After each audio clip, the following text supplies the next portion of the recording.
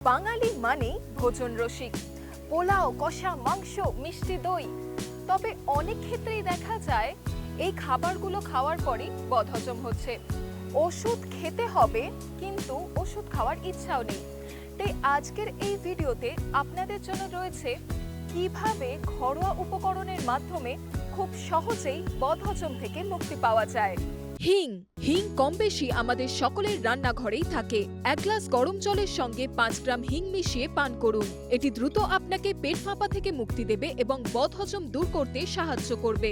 চাইলে এর সঙ্গে আপনি 1 চা চামচ চিনি যোগ করতে পারেন, তবে যাদের সুগার রয়েছে তাদের চিনি যোগ না করাই ভালো।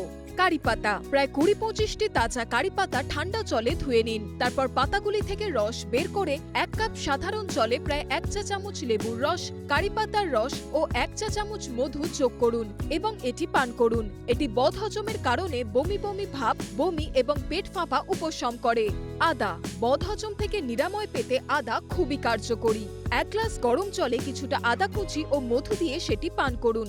এর সঙ্গে চাইলে আপনি চা পাতা দিয়েও পান করতে পারেন। অ্যাসিড রিফ্লাক্সের জন্য আদা ও মধুর মিশ্রণ দুর্দান্ত কাজ করে। জোয়ান, বদহজম থেকে চটজলদি মুক্তি দেয় জোয়ান। 1 চা চামচ জোয়ানের সঙ্গে 1/2 চা চামচ বিট নুন জলে গুলে পান করুন। এতে পেট ফাঁপা, জোয়া ঢেকুর এবং বদহজম তৎক্ষণাৎ দূর হবে।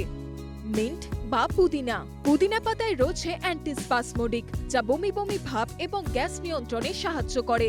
বদহজম থেকে দ্রুত উপশম পেতে গরম জলে 2 ফোঁটা পুদিনা তেল মিশিয়ে তৎক্ষণাৎ পান করুন। বদহজম প্রতিরোধে আরও কিছু সহজ টিপস রয়েছে। এই যেমন ধরুন, প্রতিদিন বেশি রাত করে খাবেন না। এটি আপনার বদহজম প্রক্রিয়াকে আরও খারাপ করে তুলতে পারে। একসঙ্গে অনেকটা খাবার খাবেন না, অল্প অল্প করে বারে বারে খান। এতে আপনার খাবার খুব দ্রুত হজম হবে। এছাড়াও প্রতিদিন 2 থেকে 3 লিটার জল খান আর পারলে একটু ব্যায়াম করুন। ভালো থাকুন, সুস্থ থাকুন।